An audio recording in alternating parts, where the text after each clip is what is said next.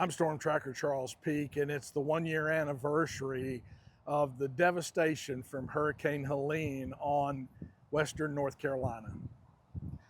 A year ago, almost just a couple of weeks after that horrific situation, I rode around with Sheriff Shane Hilliard on a 4x4. Is the only way we could get up into some of these areas. But here's a little of what we saw at that time.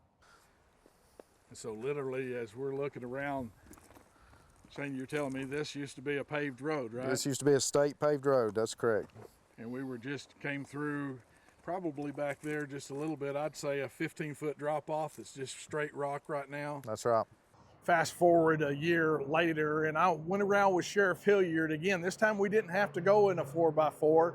We could take his police vehicle, his sheriff's vehicle, and go around and see some of the differences. You can see a lot of the repairs have been made, but in some areas you can see things are still like they were almost a year ago. There's been a lot of help, but there's still a lot of people needing help. What would you say, coming up on a year,